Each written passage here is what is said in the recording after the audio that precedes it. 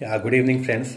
पिछले वीडियो में हमने देखा कि कैसे हम बिना ग्रामर के इंग्लिश बोल सकते हैं। उसी को कंटिन्यू करूंगा। कुछ भी हो, यकीन मानिए, आप हमें हमेशा बच्चे कॉल करते हैं, स्टूडेंट कॉल करते हैं। पहला क्वेश्चन, सर कैसे सीखेंगे जब हमें बोलना ही नहीं आता। मैं उल्टा बोलता हूँ कि आप कैसे सीखोगे जब आप बोलते ही नहीं हो।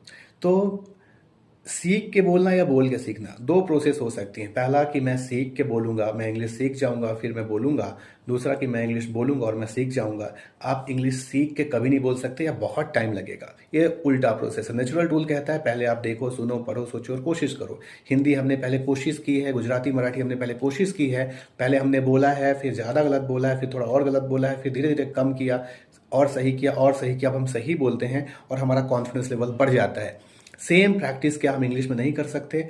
हम पहले बोलने की कोशिश करेंगे, फिर सीखेंगे क्या फ्लुएंसी है, क्या पिच है, क्या ग्रामर है, कब हमें तेज बोलना है, कब धीरे बोलना है, किसके साथ कैसे बात करनी है। तो सबसे पहले इंग्लिश आप बोलने लगिए तो आप चीज़ों को अप्लाई कर पाएंगे, फॉर्मेशन को अप्लाई कर पाएंगे। चलिए, आपने सीख लिया सेंटेंस फॉर्मेशन। ये आपका सेंटेंस फॉर्मेशन है। कैसे बनाएंगे सेंटेंस जब आपको बोलना ही नहीं आता? हेजिटेशन रहेगा।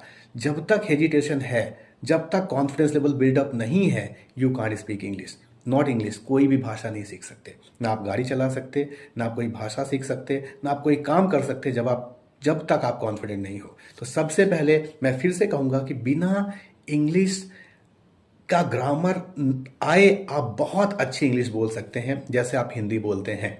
ठीक है। अब मैं बात कर रहा हूं पार्ट ऑफ स्पीच क्या होता है। तो हमें सीखना है ग्रामर। ग्रामर क्या होता है? Rules and regulation of any language. हम इंग्लिश सीखने जा रहे हैं तो उसके नियम क्या हैं, उसके क्या तरीके हैं, कहाँ पे क्या चीज़ें हमको ऐड करनी है, इसको हम बोलते हैं पार्ट ऑफ स्पीच, मतलब ग्रामर। और ग्रामर क्या होता है? Part of speech. तो मैं आपको बताने वाला हूँ पार्ट ऑफ स्पीच क्या होता है। Total 8 things are there.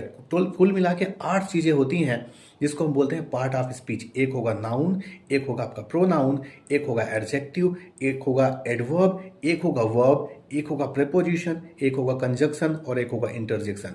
आप कुछ भी लिखते हैं, 8 चीज़ें मैं इसको मेंशन करूंगा क्या चीज़ें हैं, आप उसको देख सकते हैं नीचे, मैं लिंक में शेयर करूंगा।